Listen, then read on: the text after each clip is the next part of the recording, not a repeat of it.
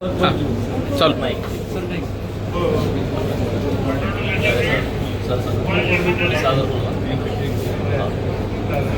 आज महाराष्ट्रातील एसटी कर्मचाऱ्यांच्या विविध प्रश्नाच्या संदर्भामध्ये मंत्रालयात 7व्या मजल्यावरती परिवहन खात्याचे मंत्री माननीय प्रताप सरनाईक साहेब यांच्या प्रमुख उपस्थितीमध्ये एसटी कर्मचाऱ्यांच्यासाठी सातत्यानं अग्रेसिव्ह भूमिका घेणारे सेवा शक्ती संघर्ष एसटी कर्मचारी संघटनेचे नेते माननीय सदाभाऊ खोत, सतीश मेटकरी आणि अन्य सर्व पदाधिकारी यांच्या उपस्थितीमध्ये एक बैठक पार पडली।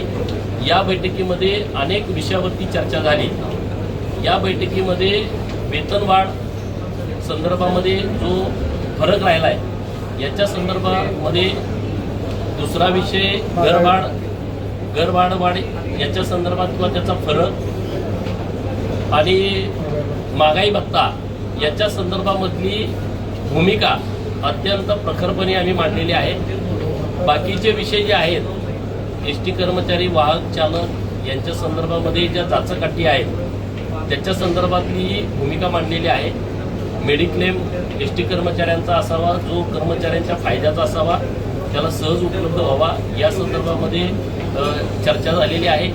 आणि महत्त्वाचा मुद्दा श्वेतपत्रिका एसटी महामंडळाची आली पाहिजे। म्हटलं जातं एसटी महामंडळ तोट्यात आहे, एसटी महामंडळ प्रवासी किती प्रवास करतायत, त्यातून पैसे किती येत आहेत, राज्य सरकारच्या ज्या वेगवेगळ्या योजना आहेत सवलतीच्या त्यातून राज्य सरकार किती पैसे महामंडळाला देतोय, किंवा डिझेलला खर्च किती होतोय, पगारावरती खर्च किती होतोय, त्यांच्या मेंटेनन्सवरती खर्च किती होतोय, तर याच्याबद्दलची एकदम व्यवस्थितपणे मांडणी करणारी श्वेतपत्रिका ही पुढच्या 1 महिन्याच्या आतमध्ये यावी अशी भूमिका आम्ही राज्य सरकारकडे मांडलेली आहे, माननीय परिवहन मंत्री महोदयांच्यावर मांडलेली आहे।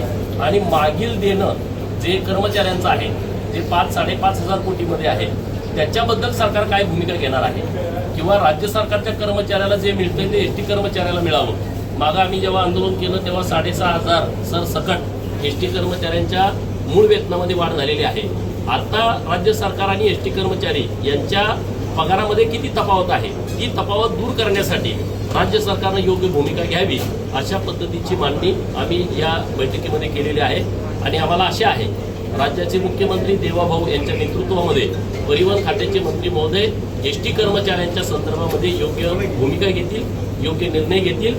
जवळपास 44 कोटी रुपये आम्ही ज्या मागण्या मांडलेल्या आहेत त्या 44 कोटीचा भार हा दर महिन्याला राज्य सरकारवरती पडणार आहे।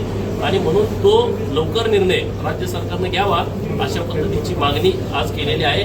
माननीय मंत्री महोदय अत्यंत सकारात्मक होते। अधिवेशन चालू असल्यामुळं योग्य भूमिका अधिवेशनामध्ये मांडतील अशी आम्हाला आशा आहे।